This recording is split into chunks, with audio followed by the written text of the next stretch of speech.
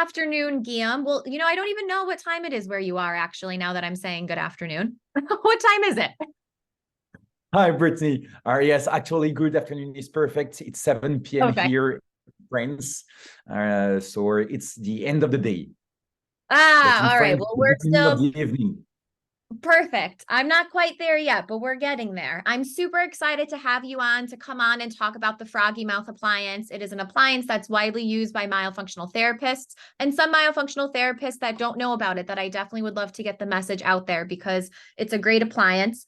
If you want to start first by introducing yourself, telling us who you are, and then we can get into more about the FroggyMouth.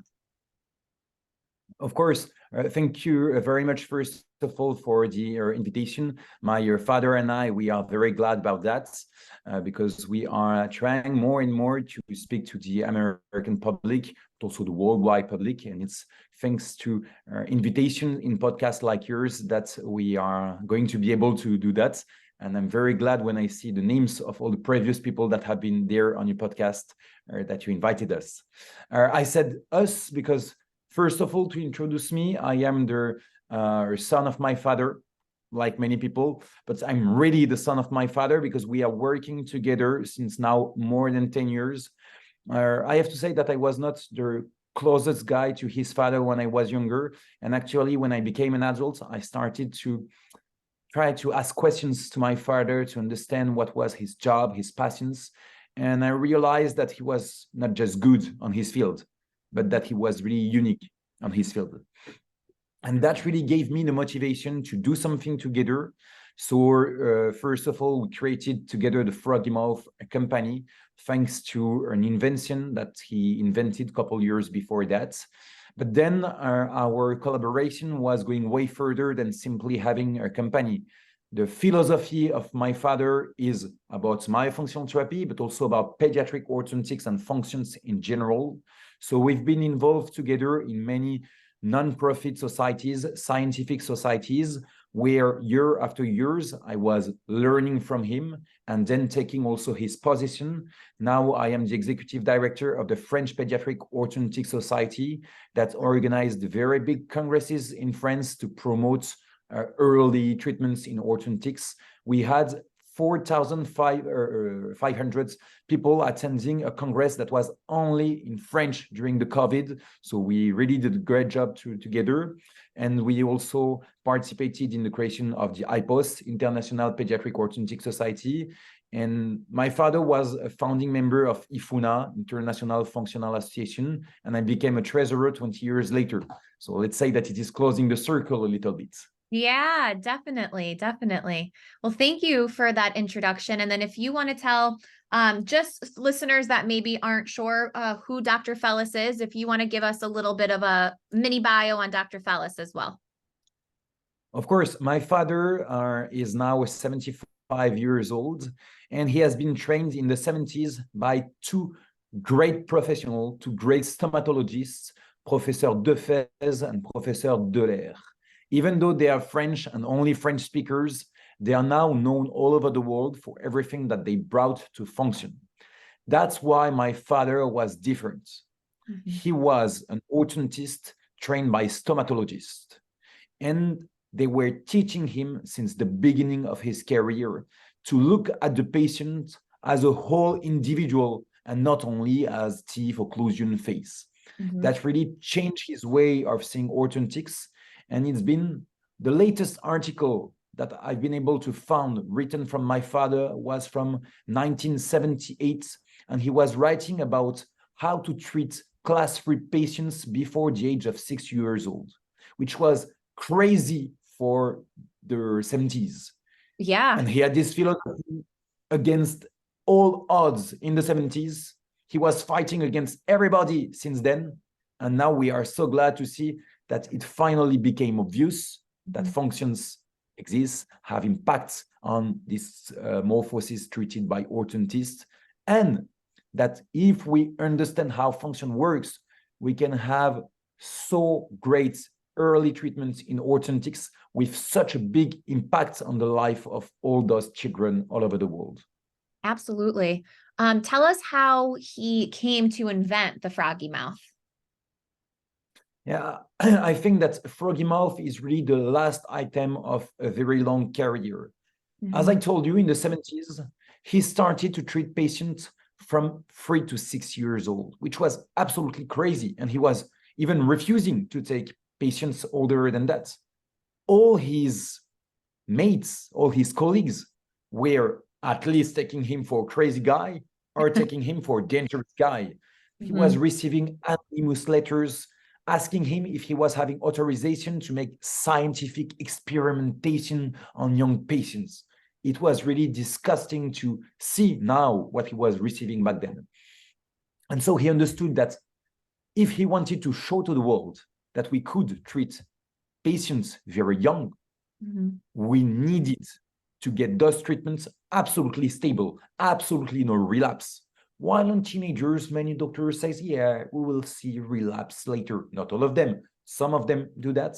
He knew that he needed to have 100% of success rate because any failure will lead him to have troubles with his colleagues. So he gets fascinated by functions there. He understood the importance of the functional balance in general. And then he wondered, by where should we catch the problem of this functional matrix? What should we treat first? And very early in his career, he realized that the key point was the lips. Because even though the contraction of the lack of contraction of the lips is not the most important point for the impact that it has, it is one of the easiest ones to control, and it is the one leading all the other dysfunctions. Low tongue posture, atypical swallowing, mouth breathing, they are all linked to the lips. And so what he really understood before everybody is that if you control the lips, you control absolutely everything. And the story of how he discovered the FroggyMouth is really, for me, so fascinating and summarize all his philosophy about the lips. He had really what I call the eureka moments. You know, the moment when you see something that absolutely everybody is having in front of its eyes so often, and that you had it in front of your eyes thousands of times all over your life. And one day you look at it differently and you realize something. I'm sure that Isaac Newton was seeing so many apples falling out of trees. But one day, when he's seen that, he said, okay, there's something. I'm not comparing my father to Isaac Newton, because I know that for you, us French, we are so proud of ourselves. It is not fully wrong, but I want to make clear, I am not making this comparison. But he had these eureka moments. It was by using the lip splitter. I'm not sure of the English word, the device to split the lips just to be able to work on the mouth, to put braces, for example, or stuff like that. And he was using that on a patient that was having such a big tongue thrust. Every time he was saying, stop, do that with your tongue. He was trying to send him to speech therapist, to myofunctional therapist, to logopedist, to kinesiotherapist, to everybody. No one was able to make him realizing his movements, to make him having any efficient therapy. And he knew that he couldn't do anything like that. But when he was using this lip splitter device, he was working in the mouth, and then he realized something. The child was just swallowing his saliva, and to do that, he was closing the teeth, and he has seen that he was moving the tongue backward to swallow saliva. And then he said, whoa, that's weird. That's exactly what I'm expecting this patient to do. And when I ask him, he's not able to do that at all. But right now he's doing it, and I'm not even asking for it. Okay, so he was wondering, it's surprising. He was asking the patient, what is he doing? Why are you swallowing this way? Well, I was asking you that before. And the patient answered, no, but I'm not doing anything differently. And then he realized and he remembered everything that he was learning before about primary swallowing, about sucking swallowing. And he understood the importance of the lips and how controlling the lips could make him inventing what he then called the anoetic rehabilitation.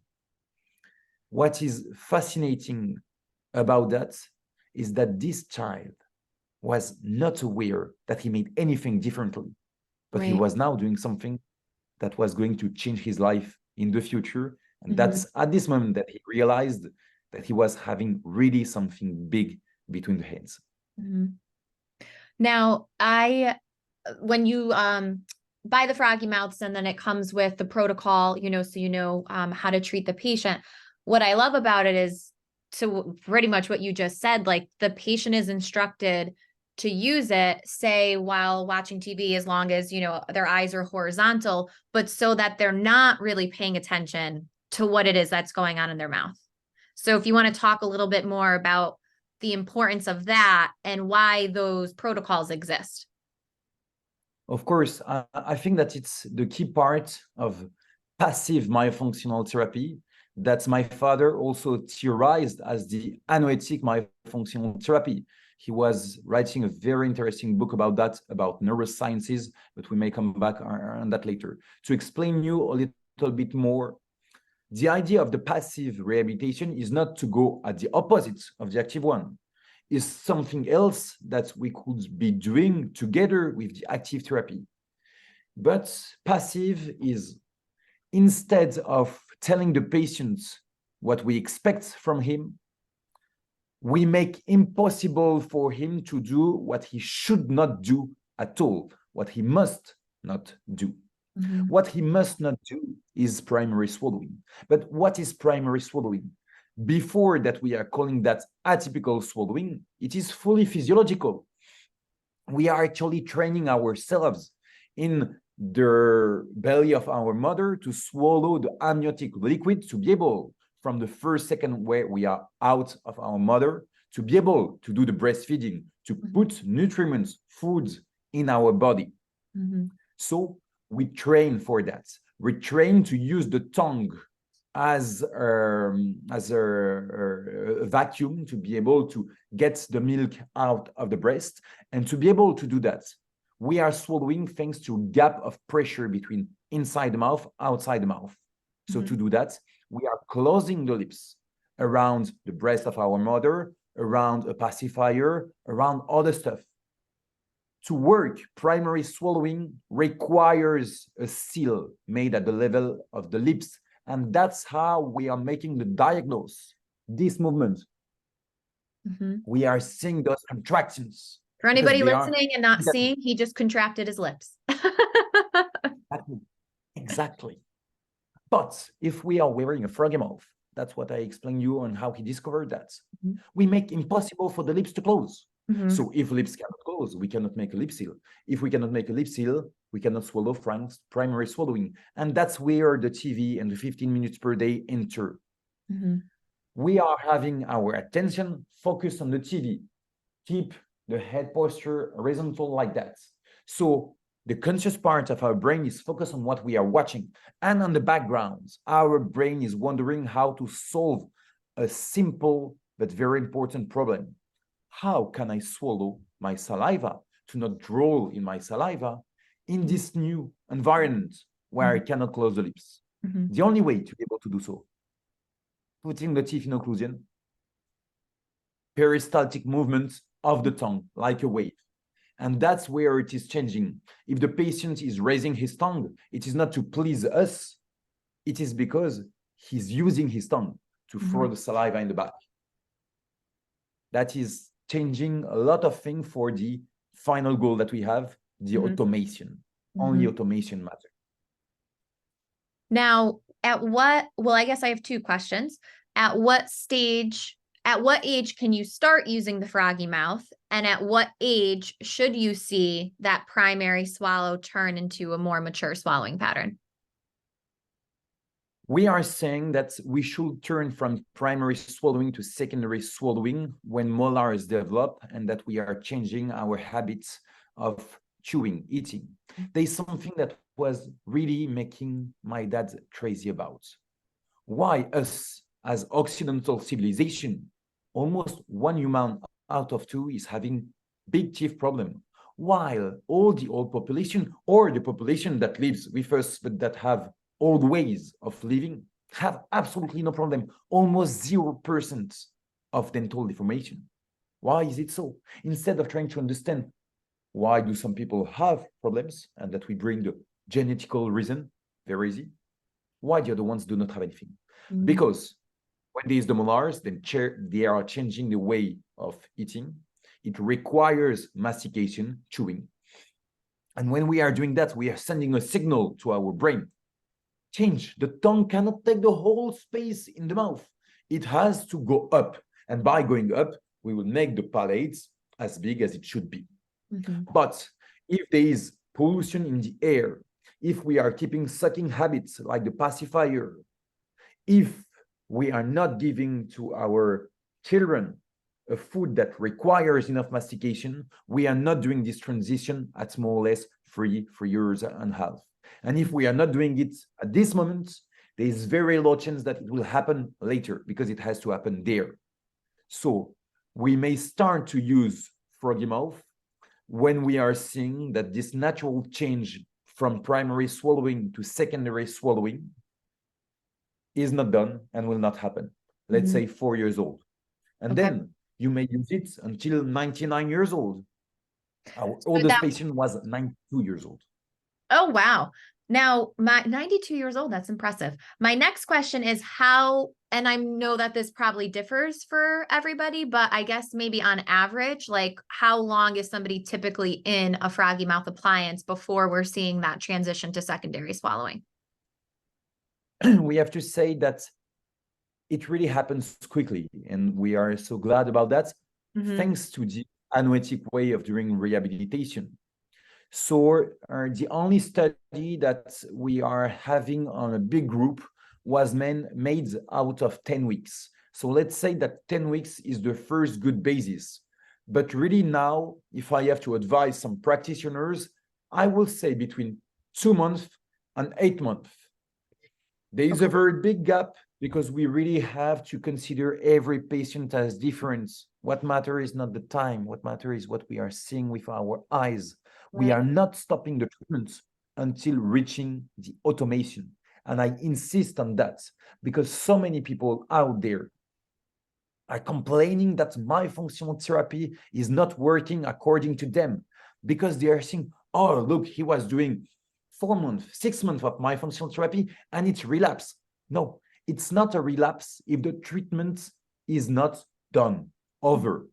A treatment is over not when the child or the patient is able to properly swallow saliva, put his tongue, breathe, but when he's doing that all day long. Otherwise, it's the engram, the ability to do so. To make a treatment over, we need the automation, nothing less than that. That's how we will make myofunctional therapy well known all over the world. Because we are sure of our results. Now, aside from wearing the FroggyMouth, are there a series of exercises that you also suggest that the patient do? Of course, we are adding that because, as I told you, active and passive therapy are actually very compatible and work so well together. I had a friend that was a myofunctional therapist and that made a study comparing 3 groups, one with FroggyMouth alone, one with myofunctional therapy alone, and one with both together. And it was clear that the best one by far was both of them together. Especially, I am adding exercises when there is a specific problem to overcome. I am not going to give the same exercises to every patient. It's because I am seeing something that I put an exercise to overcome this problem. I just give you a very simple example. Usually what we are doing is we are giving the patient the FroggyMouth and we are letting him figuring out the solution by himself or by herself for a simple reason. You know from school that if someone gives you the answer, you may forget it. If you are finally finding by yourself an answer after looking for this answer for 2 weeks, it's something that will stay in your memory. Because we are human animals. And as animals, it's very important for our survival that if we have trouble to find the solution to a problem, we keep that in mind to not lose another 2 weeks the next time that we face this problem. So I really love to make all patients discovering secondary swallowing by themselves. But some patients are, for example, not able for a surprising reason. They never used their styloglossus, the posterior part of the tongue. And since they never contracted this muscle ever, they don't know how to move their tongue. So they are not able to swallow right. So we are doing a very simple but so great exercise.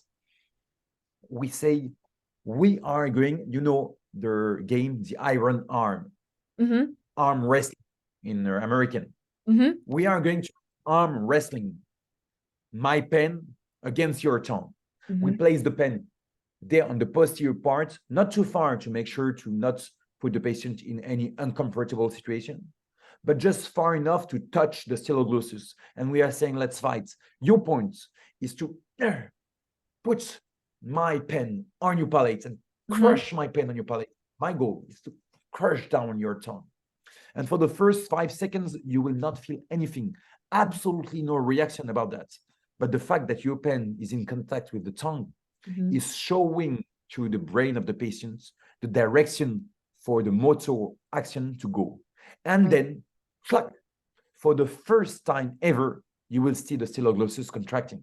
And that's wonderful at this point. By one very simple exercise, you overcome a problem that will have had no solution otherwise. Just an example, that's a one-shot exercise. There is other ones. And by the way, if you are typing on YouTube, free exercise to add on the FroggyMouth treatments, you are directly arriving on a video where I am describing my 3 favorite exercises to add to the passive therapy in general. Okay. We will link that for everybody so that they have that. I love that exercise, by the way. And I like the name, arm wrestling. I use that exercise a lot, honestly, with all my patients, because I find pretty much every patient that I see usually has weak posterior tongue function. And it's definitely a very simple, powerful exercise, not always simple in the beginning, to your point, if they can't activate the muscle, but once they can, it's definitely a very powerful one. My other question was, can a patient say that is going through palatal expansion, if they have a fixed palatal expander in there, are they able to still use the FroggyMouth with whatever appliance is going in there? It is a very good question. Let's say that there's two parts of this sensor. We are the only device that you can wear in almost every situation, because FroggyMouth is only between the lips. You are not putting the teeth inside, only the lips. So you can wear the FroggyMouth with braces, with Holy plates, with aligners, with so many different devices.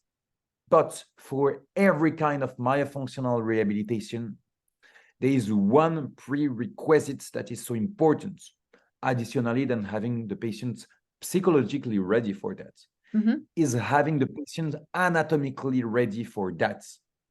So it's the same issue. Is it a palatal expander or just a very narrow palate? We are expecting our patient to put his tongue on the roof of his mouth. If the roof is like that, or that there is a palatal expander at the middle of the roof, we cannot expect the patient to do that. That's why we should never find a protocol online or elsewhere and say, okay, that's how I will do it. It's so important to always keep in mind that as therapists, we have to adapt to every patient and adapt to every situation. So then you would recommend that they go through palatal expansion first and then use the FroggyMouth for rehabilitation. Exactly. But that is in case if you are using a rapid palatal expansion. If, for example, you are using a Holy plate, which is making slow expansion and which is recreating the shape of a palate there, then there is absolutely no problem. My father was even using once one of these plates for a very smart use. He was putting such a large plate, very, very large, because this patient was never able to raise the tongue. So large that it was taking the whole space in his mouth until touching the low tongue. And then like that, he created a contact between the tongue and such a big palate. And weeks after weeks, he was removing parts of this plate. And since the tongue was having the motor image of his contacts with the palate, every time that he was making the fake palate shorter, the tongue was raising, and he was changing the tongue posture just like that. That's awesome. We always have to keep that in mind. Right. Now, can anybody order a FroggyMouth? Do you have to be a professional? How does that work? Yeah, of course, you have to be followed by a practitioner. Some countries, it is possible if your practitioner is giving you a prescription to order things to a dedicated distributor only for this situation. But that's very small parts of countries. In USA, like in most countries in the world, it is the therapist that has to give this device to their patients, because it can be seen as something very easy by the general population, or it's only a little plastic device. Right. But actually, it is more complicated to use than it looks like, because what is tough is not to put the device in the mouth. What is tough is to always have the right look, to be able to know if there is a trouble on the way to the automation, and when is the automation reached. For all of that to be followed clearly. Now, there's different sizes of the FroggyMouth? Yeah, there are 3 sizes, but only 3 sizes because we don't want too much.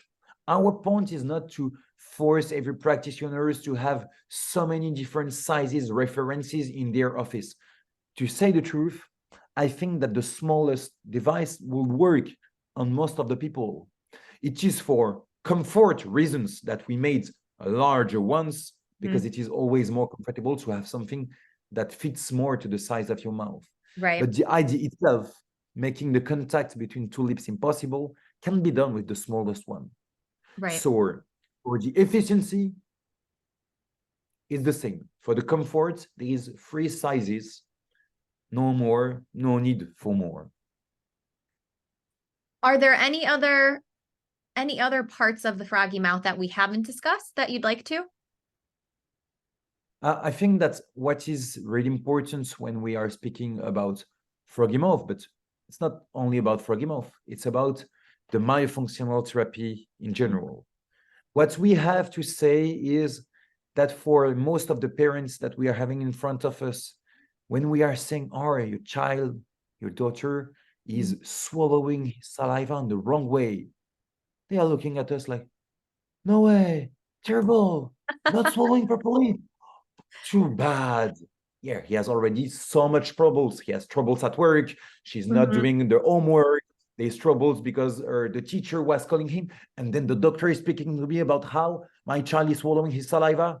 No, we should really say and enlighten how much myofunctional therapy changed the life of a patient. But to have all the parts of the good aspects of myofunctional therapy, we need to make all different practitioners work together. My father is coming from orthodontic world, but he was trained by stomatologists, and in the 80s, he was creating, with the help of some friends, one of the first pluridisciplinary units at the Robert Debré University Hospital. He was making psychologists, speech therapists, kinesiotherapist, osteopaths, sleep doctor, orthodontist, surgeon working all together, because the impact of myofunctional therapy is on all those fields, on posturology, on the development of the child, the cognitive development. How is he able to have the air going until the bottom of the lungs, which has big impact for potential heart disease later, for potential sleep apnea or just sleep troubles. It has such a wide range of impact to make laughing parents. Sometimes I just quote a study that states that 1 mouth breather out of 2 is having what we are calling halitosis. That is just a nice way to say that you are smelling bad through the mouth. And when we are saying that, weirdly, it's something that makes them more reacting than when I'm speaking about having the heart after their child are stopping.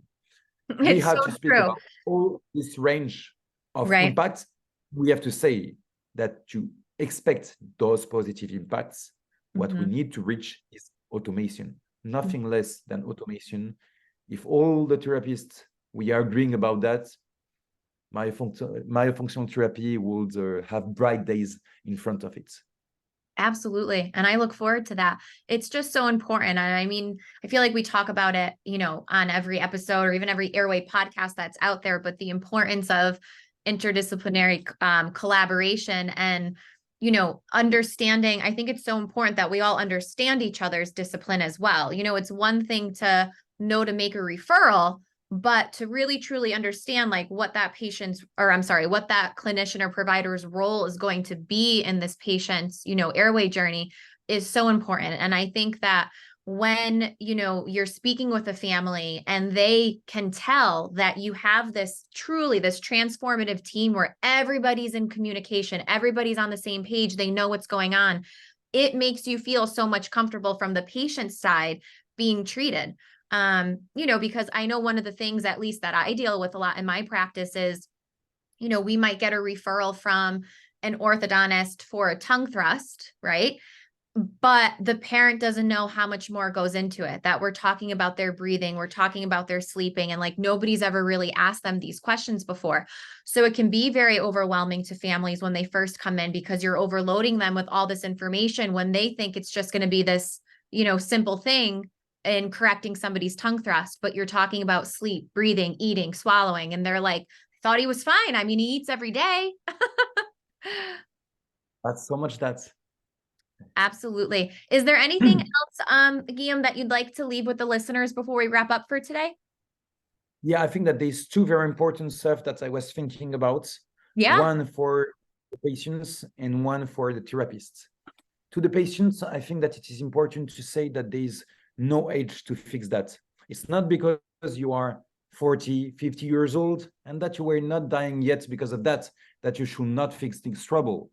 Because it doesn't mean that it will not happen, tomorrow, first of all, but there's really not any age where we are too old for this. As I said, our oldest patient was 92 years old, especially with the new passive therapies where you can be just wearing a device while you are driving in your car. If you are getting flash, the photo will be very funny, but that's not the most important point. Most important point is that you will feel how much it is changing your life. Listen at the testimonials of all those people, 40 years old, 50 years old, 60 years old, that said how much it was changing their life to change their breathing pattern, to change the position of their tongue, how much it was, for example, helping them to go out of depression. When we are thinking of that, people are saying, you're crazy. It has absolutely no link. Not about how I'm swallowing saliva and it's because I'm depressed. Not necessarily explaining all of that, but yes, it has impact. I am not the one saying it. Science is saying it. PubMed say it, and you are not too old to fix that. Neither through active therapy, nor especially not through passive therapy. The second thing that I would like to say to the therapist is get deep into neurosciences. The last lecture that I did at the IFUNA Congress in Buenos Aires, I started my lecture speaking about the neuromarketing, because neurosciences discovered so much about how is the human brain working over the last 20 years. Why? Because marketing, publicity, they want to make the brain of people working on a certain way without having the people realizing that there's something that is changing. What are we doing? Us, we have the same purpose, but for good reasons. Right. Not to sell our new McDonald's burger, but because we are will to improve their way of living. Neurosciences give us so many tools to understand how is the brain changing from one habit to another. What is the difference between engramming, being able to do it, and having the automation? Why does it has nothing to do at the neuroscientific level? And there's an actual big gap between that. That has been the focus of the work of my father since now 20 years. No, since now 10 years, and he was reading everything about that that has been written over the last 20 years to fully understand all of that. He was writing a book that is called Neurosciences and Anoetic Way of Rehabilitation, that is, by the way, available in English and in the United States. And he was also making a lot of different lectures. We have been very glad that for our last trip in the United States, is the School of Medicine of Yale that invited us to make a lecture on neurosciences and myofunctional therapy and the impact it might have also on sleep disorders. This lecture is available in replay on YouTube, thanks to the Yale University that gave us the right to use the replay of this wonderful lecture. So we are first of all thanking them again. And if you are very interested about that, there's so many online assets where you can just see what can they Google? What can they Google to find the YouTube video, the Yale lecture? It's very easy. You type Yale, Dr. Fellus, FroggyMouth. No, very easy. 3 keywords, you find the video without any trouble. And if any way you have trouble to find that, just comment on the video of this podcast and we will be able to help you and to answer any other additional questions you might have. Absolutely. Now I have 2 more questions. One, just bouncing off because for anybody listening that hasn't used the FroggyMouth, the term engramming versus automation, if you want to explain the difference between those, and then I'll ask you my final question after that. Very easy. Engram is the ability to do something. This patient was only able to use primary swallowing. We are teaching him what is secondary swallowing, closed teeth, movement of the teeth. There is the engram, which means that his brain now knows this program of swallowing. Automation is he's not thinking of anything. He's watching TV, he's playing football with his friends, he's chatting, he's having beers with his friends if he's older. 21 in the US, 18 for France. God bless, because I was arriving at 20 years old as a student in the United States. And so I had to face terrible constraints that every French person is living. Anyway, automation, you do it no matter the circumstances. It's just for you the natural way to swallow and to breathe. That's what we want to reach. And then my final question is, if somebody wants to contact you, where can they find more information on the FroggyMouth? Are you on social media, website, etc.? I am not myself on social media, but FroggyMouth has such a great social media account because they are great people taking care of that and making sure that every week there is a new publication. Every day there is a little news story about something either funny, interesting, surprising, not just about FroggyMouth, but also about the myofunctional therapy world in general. We are very glad of all the work that our community managers do. So you can follow FroggyMouth on YouTube, on Facebook, and especially on Instagram. And maybe that's if you are listening this podcast in 2035, you can be sure that we are on this super great new social network that now everybody is using and that I am having absolutely no idea what it is right now. But follow us on this new social network. Thank you so much, Guillaume, for coming out and taking the time to chat with me. I really, really appreciate it. We'll have to have you on again soon. Maybe we'll get some more patients at C2M involved in wearing the FroggyMouth. We can put some before and after pictures up on the screen and digest all of that a little bit more. Thank you so much for your invitation. It's always so good to be able to also speak with some American friends. The link between France and America is so special since 3 centuries now. For the history fan that know Lafayette, for the French people that know what we owe to the Americans. It's so great to be able to make these bonds stronger generation after the generation. I'm so glad that also United States gave me the opportunity to study there. And so I thank you, Brittny, for the invitation, like I do for all the other Americans that will listen to us. Absolutely. Thank you so much.